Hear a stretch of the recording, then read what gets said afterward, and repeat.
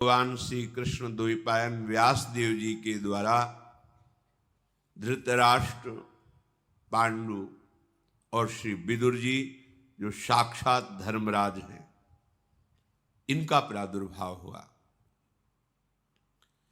तीनों कुमारों के जन्म से संपूर्ण कुरुवंश, कुरुजांगल, कुरुक्षेत्र, इन तीनों में बड़ी उन्नति, बड़ी शांति, बड़ी प्रसन्नता हुई। जब धर्मात्मा पुरुष का जन्म होता है तो प्रकृति भी आनंदित हो जाती है। जब कोई यहां अधर्म करता है तो प्रकृति अपने को समेटने लगती है। जिस जलवायु से, अन्न से हमारा प्राण पोषण होता है, ये सब पृथ्वी गुप्त करने लगती है।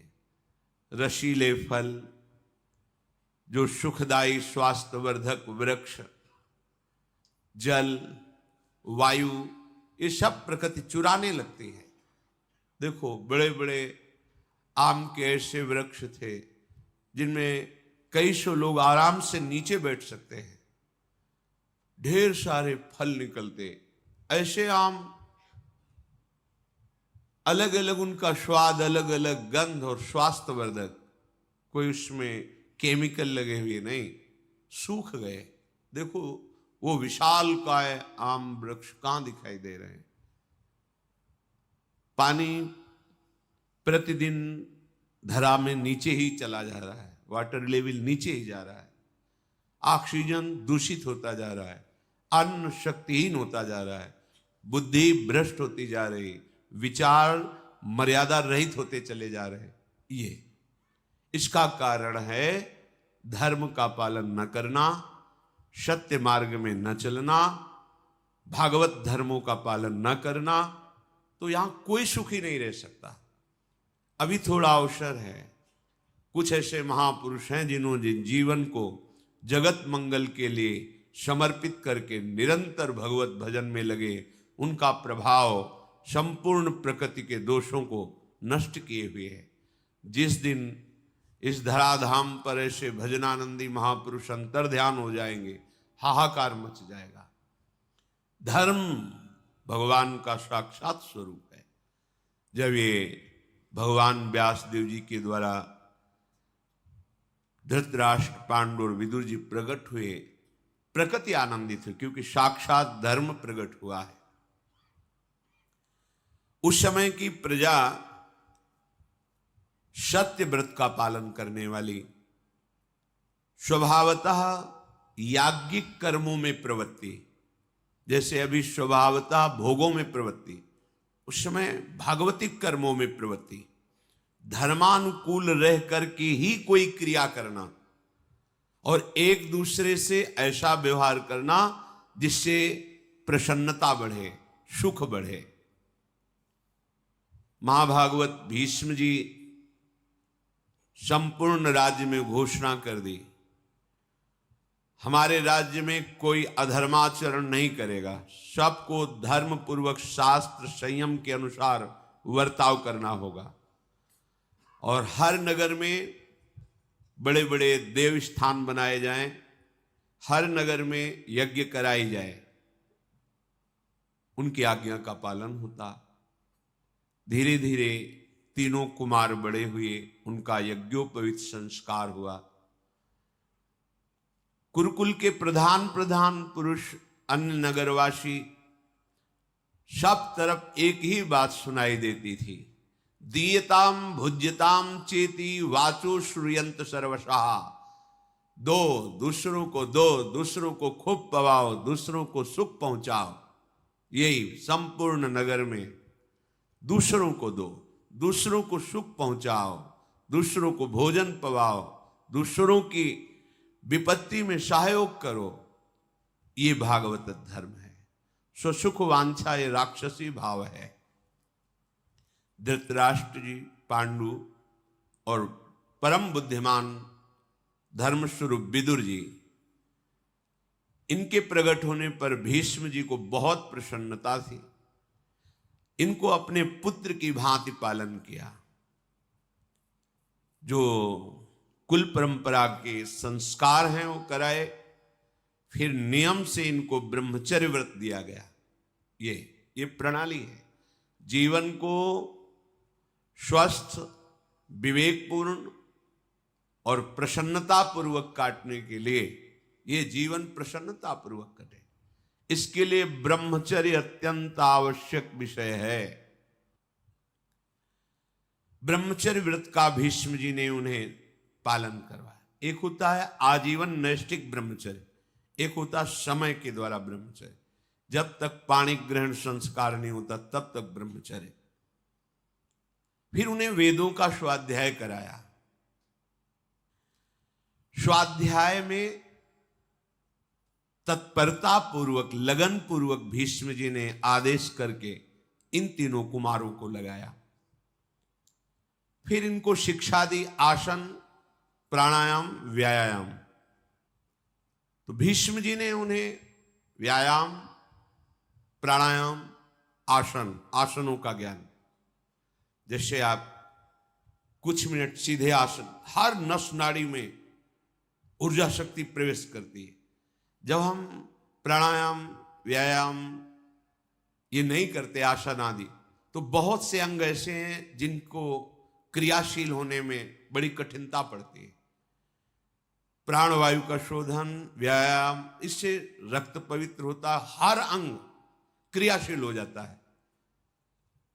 छोटी छोटी अवस्थाएं हैं, शुगर है, ब्लड प्रेशर है, ये सब आप अपनी दिनचर्या में ही नहीं तो कैसे? तेज कांति प्रकट होती है शरीर से जब प्राणायाम, व्यायाम, शुद्धन, धर्म पूर्वक चलना, बड़ा आनंदमय जीवन होता है। जब ये तीनों कुमार युवावस्था को प्राप्त हुए, धनुर्वेद, अश्वसवारी, गदायुद्ध, ढाल तलवार की, गज शिक्षा, नीति शास्त्र, ये सब शिक्षा दी गई, क्योंकि चक्रवर्ती सम्राट के पुत्र हैं, पदाधिकारी हैं, तो इन सब में प्रवीण होना अनिवार्य है। भीष्म जी ने अपने बड़ों के प्रति कैसा शिष्टाचार करना चाहिए इसकी शिक्षा कराई। वेद वेदांगों के तत्वज्ञ महापुरुषों से बैठाल कर वेदांत शिक्षा कराई। गृहस्थी धर्म में ऐसे प्रवेश नहीं होता था, पूर्ण ज्ञान, पूर्ण एक तरह से महात्मा बनकर गृहस्थी में जाना, क्योंकि माया से युद्ध करना है। धनुर्विद्या में पांडु जी महाराज सबसे बढ़ चढ़ करके पराक्रमी वीर हुए। धृतराष्ट्र में शारीरिक बल अमोघ, क्योंकि नेत्र नहीं थे।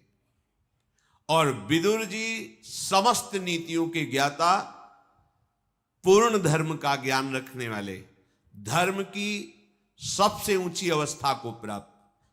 अयम तु परमो धर्मो यदि योगे नात्म दर्शनम। धर्म की ऊंची अवस्था का नाम है आत्मज्ञान, अर्थात विदुर जी आत्मज्ञान संपन्न महापुरुष हुए। समस्त राष्ट्र के लोग ऐसे राजकुमारों को देखकर सुखी हुए। वीर पुत्रों को जन्म देने वाली काशीराज की दोनों पुत्रियां बहुत आनंदित हुई कि हमारे राजकुमार समस्त शास्त्र, शस्त्र, धर्म, राजनीति इसके ज्ञान से पूर्ण हुए हैं। हस्तिनापुर के सिंहासन पर विराजमान करने के लिए जब बड़े बड़े धर्मज्ञों और भीष्म जी के साथ विचार हुआ, तो धृतराष्ट्र जी को आंखों से अंधे होने के कारण उन्हें राज्य नहीं दिया गया और महाराज पांडु को उस सम्राट पद पर अभिषिक्त करने का निर्णय लिया गया। गंगानंदन भीष्म जी बड़े ही तत्वज्ञानी महात्मा, महाभागवत और हर धर्म के ज्ञाता थे। विदुर जी को बुलाया और कहा, बेटा ये हमारा कुल सद्गुणों से संपन्न है और संपन्न बना रहे, इसलिए इसकी रक्षा करना धर्म से ही युक्त होकर के, और तुम्हें धर्म का पूरा ज्ञान है। भूतल पर तुम्हारे जैसा धर्म का ज्ञानी कोई नहीं है, क्योंकि साक्षात धर्मराज है। कैसी भी परिस्थिति हो तुम सदैव धर्म का ही उपदेश करना। भगवान श्री कृष्ण द्वैपायन व्यासदेव जी की हमारे कुल के ऊपर बड़ी कृपा है। अब हमारा ये कुल आगे बढ़े, अब तुम ऐसा उपाय करो। हमें गुप्तचरों द्वारा पता चला है कि यदुवंशी शूरसेन जी की कन्या, जिनका प्रथा नाम है, राजा कुंती भोज ने गोद में उन्हें लिया है और वो हमारे कुल के अनुरूप हैं। और हमें गुप्तचरों ने बताया कि गांधार राज शुबल, मद्र नरेश, इनकी भी कन्याएं हमारे कुल के अनुरूप हैं। हमने पता लगाया है ये सब धर्माचरण करने वाली और बड़ी ही सुंदर उत्तम स्वभाव वाली हैं। तो हमारे यहां इनका विवाह संबंध हो, ऐसा तुम विचार करो। भीष्म जी ने विदुर जी से कहा। विदुर जी बोले, भगवान आप हमारे पिता हैं, आप हमारी माता हैं, आप ही हमारे परम गुरु हैं। आप जैसा कह रहे हैं अक्षरशः सत्य है, वही विधान किया जाए जिससे तीनों राजकुमारियां हमारे यहां पधारे। भीष्म जी ने उत्तम ब्राह्मणों को सबसे पहले गांधार राज शुबल की पुत्री शुभ लक्षणा गांधारी जी के यहां भेजा। पता लगाया, पता लगा कि वो देवाधिदेव महादेव जी की उपासना में तन्मय है। गांधारी जी कैसा जीवन, पवित्र जीवन होता। वरदायक भगवान शंकर की आराधना करके 100 बलवान पुत्रों के प्राप्त होने का वो वरदान प्राप्त कर चुकी हैं। ठीक ठीक पूरा पता लगाकर भीष्म जी ने गांधार राज जी के पास अपना दूत भेजा और कहा पूरा परिचय ठीक से देना जाके कि धृतराष्ट्र आंखों से रहित है, कहीं छुपाव मत करना। धृतराष्ट्र के लिए हमारे ये गांधारी ठीक रहेंगे। जाकर उनको प्रार्थना करो, निवेदन करो। गए, मैं हस्तिनापुर से आया हूं, बड़ा स्वागत हुआ उनका। और गांधारी जी को धृतराष्ट्र के लिए हम वरण करते हैं। दूत ने भीष्म जी की बात कही। जब गांधारी जी ने सुना कि मेरा वरण अंधे से हो रहा है, मेरे माता पिता राजी हो रहे हैं, उसी समय उन्होंने एक मोटा रेशमी वस्त्र लेकर कई परत करके अपनी आंखों में बांध लिया। ब्याह नहीं हुआ, ब्याह की बात चली है। सुंदरी तपस्या परायण कह सकती थी मुझे अंधा पति नहीं चाहिए। माता पिता राजी, तुरंत रेशमी वस्त्र मोटा लेकर कई परत करके आंखों में बांध दिया। यदि मुझे ऐसे पति के साथ वर्ण किया जा रहा है जिसकी आंखें नहीं, तो मैं भी जीवन में किसी को नहीं देखूं। उसी समय पट्टी बांध ली। क्या धर्म है, क्या निष्ठा है। गांधारी उसी समय निश्चय किया कि अपने पति की हर विधान से मुझे सेवा करते हुए पातिव्रत धर्म का पालन करना है। अपने पति में कभी दोष नहीं देखूंगी, कभी उनकी आज्ञा का उल्लंघन नहीं करूंगी। गांधार राजकुमार शकुनी बड़े ही प्रवीण थे, द्यूत क्रीड़ा में, राजनीति में और छल विद्या कपट विद्या में भी। युवावस्था थी। पिताजी से आदेश लेकर अपनी बहन गांधारी को बड़ी सेना के साथ सुरक्षित हस्तिनापुर लेकर आए और बड़े आदर सत्कार के साथ भीष्म जी को प्रणाम करके कहा आपकी सूचना मिली, तो ये हमारी बहन है, धृतराष्ट्र जी के लिए हम समर्पित करते हैं। बहुत सा ऐश्वर्य भी लेकर के आए हुए थे। भीष्म जी की सम्मति से शास्त्र के अनुसार गांधारी जी का धृतराष्ट्र के साथ विवाह हुआ। शकुनी ने अपनी बहन को बहुत सा रत्न आभूषण आदि दहेज में दिया। भीष्म जी ने शकुनी का सम्मान किया। इसके बाद वो गांधार राजकुमार वापस चले गए। गांधारी स्वभाव, सदाचार, सद्व्यवहार, इन तीनों को अपने दृष्टि में रख करके धृतराष्ट्र की सेवा करती। क्या हमारे पति का स्वभाव है? पति के स्वभाव की अनुकूलता लेकर चलना। कैसा समर्पण कि वर वरण की चर्चा सुनकर आंख में पट्टी बांध ली। कैसा धैर्य। भला एक दिन आंख में पट्टी बांध के देखो, घबराहट पैदा हो जाएगी। आंख होते हुए भी संसार को ना देखना, क्योंकि मेरे का वरण ऐसे पति के साथ जिसके आंख नहीं है। सुंदर वर्ताव करते उन्होंने धृतराष्ट्र और समस्त गुरुजनों को प्रसन्न कर लिया। यदुवंशियों में श्रेष्ठ महामनस्वी शूरसेन जी हुए हैं, जिनके पुत्र भगवान के पिता वसुदेव जी, इन्हीं शूरसेन के पुत्र हैं वसुदेव जी। उनको एक कन्या हुई थी जिसका नाम पृथा रखा गया था। बहुत ही रूपवान और स्वभाव में बहुत ही गंभीर स्वभाव की थी। शूरसेन के एक मित्र थे कुंती भोज। दोनों में मित्रता में पहली प्रतिज्ञा कर रही थी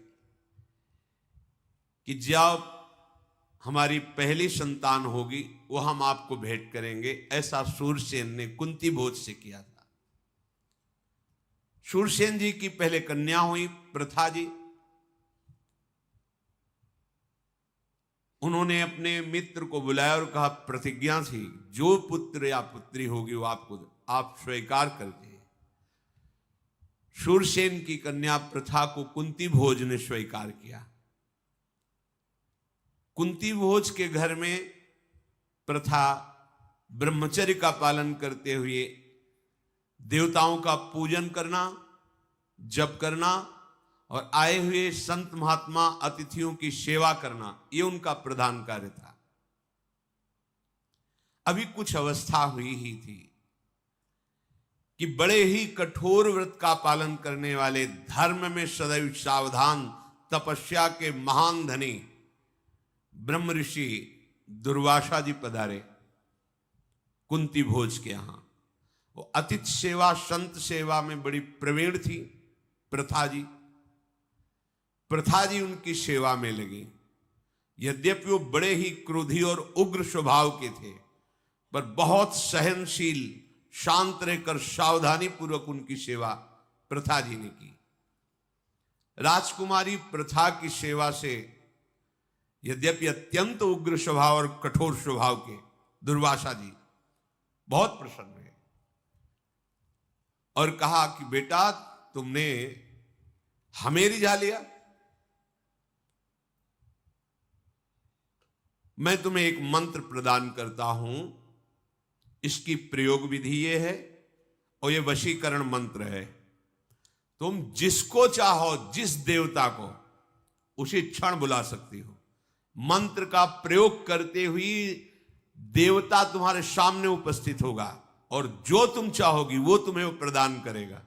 ऐसा वरदान दुर्वासा जी ने दिया।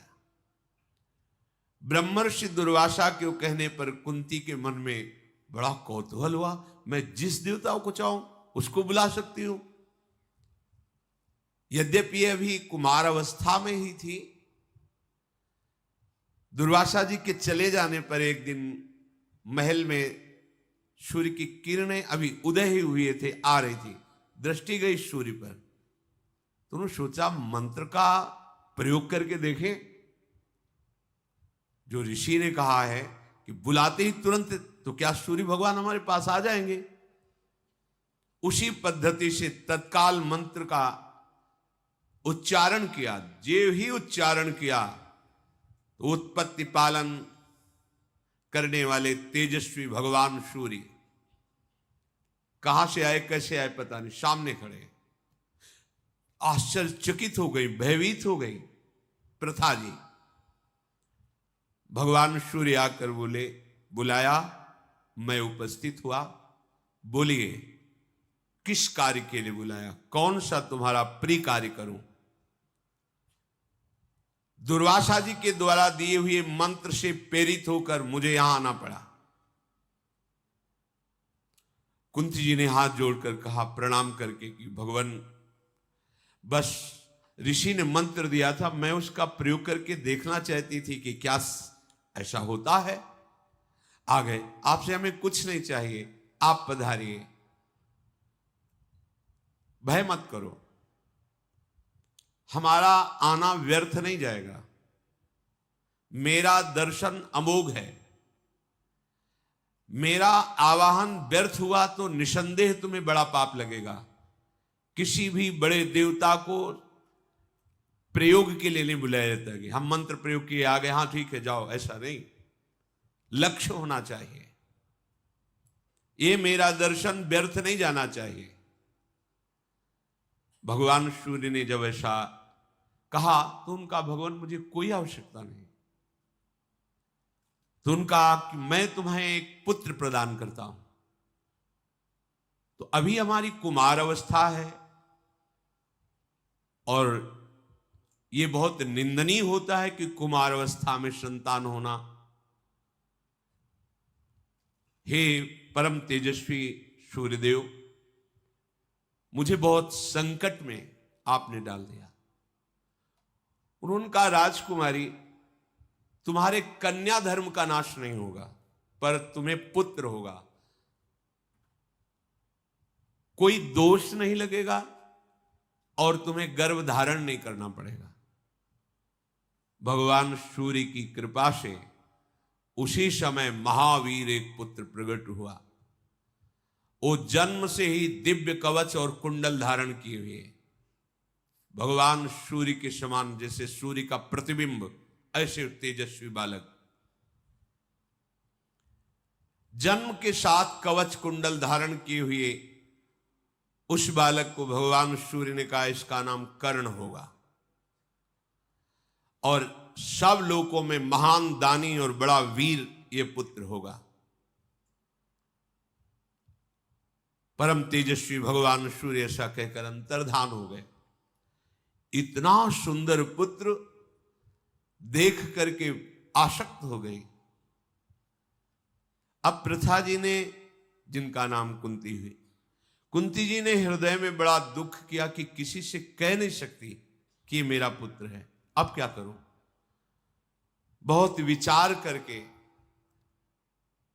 यही निर्णय निकला कि इस पुत्र को अपने पास तो हम रख ही नहीं सकती।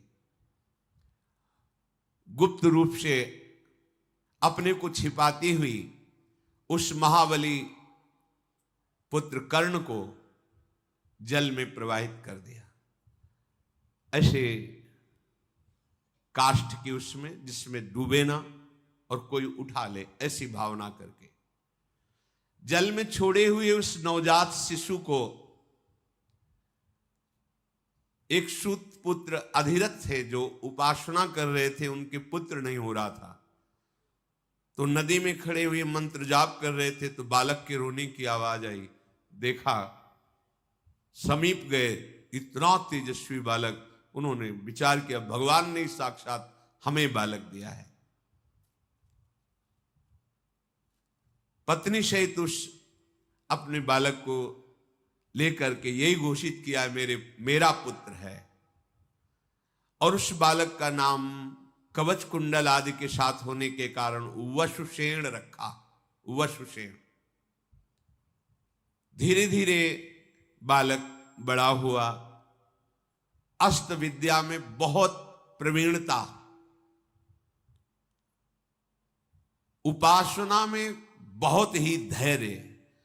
सूर्य उदय जिधर होता है उस तरफ मुख करके खड़े हो जाते हो, जब सूर्य पीठ पे लगते तब तक जल में खड़े हुए हाथ उठाए केवल मंत्र जपते रहते। बाल्यावस्था में कर्ण जी, यह आराधना थी इनकी। सूर्य उदय होने के पहले ही हाथ उठाकर जल में यहां तक खड़े हो जाते, और जब सूर्य उदय होकर के पीठ में लगते तब वो मंत्र उपासना को विश्राम देते, सूर्य उपस्थान प्रणाम करके। ऐसे मंत्र में जप में लगे हुए बुद्धिमान वीर कर्ण का ये नियम था कि जिस समय मैं आराधना में, उस समय कोई प्राण भी मांगे तो मैं दे दूंगा, ना नहीं निकल सकता। जब भगवान सूर्य ने देखा कि इसका नियम पक्का है और कोई भी मांगेगा तो ये सब कुछ दे सकता है, तो स्वप्न में आके कहा कि बेटा